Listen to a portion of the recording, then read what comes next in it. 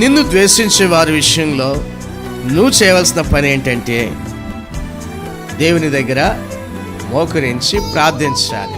చదువుకున్న వాక్య భాగం ఏంటంటే నిర్గమకాండంలో బాధించినప్పుడు ఏ విషయంలోనైనా బాధ కలిగినప్పుడు వెళ్ళి ప్రార్థన చేస్తే ఆ ప్రార్థన దేవుడు ఆలకిస్తాడు. ఒక పాస్టర్ గారిని ఒక సంఘస్థులు బాధ పెడుతూ వచ్చారు, చాలా బాధ పెట్టారు. అతను కన్నీళ్లు గారుస్తూ ప్రార్థన చేశాడు. ఆ పట్టణం అంతా కూడా శ్రమల పాలైంది.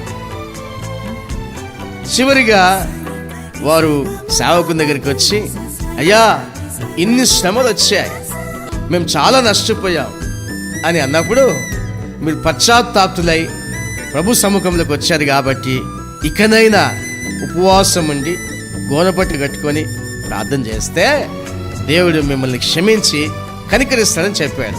అలాగే ఆయన మాట విని ఆ రోజున ఉపవాసం ఉండి ప్రార్థనలు చేశారు. ఆ ప్రార్థనలు దేవుని సముఖానికి చేరాయి. వెంటనే దేవుడు వారిని కనికరించాడు. అప్పటి నుంచి ఆ సేవకుడికి భయపడుతున్నారు. ఆ సేవకుడు అంటే గౌరవంగా ఉన్నారు. చూసారా నా ప్రియమైన సహోదరులారా, వాక్యానికి విధేయత కలిగి, ప్రార్థనకు విధేయత కలిగి దేవుని యొక్క సముఖములో ఒక మనిషి వణుకుతూ బతికితే ఆ మనిషిని దేవుడు దృష్టిస్తాడు.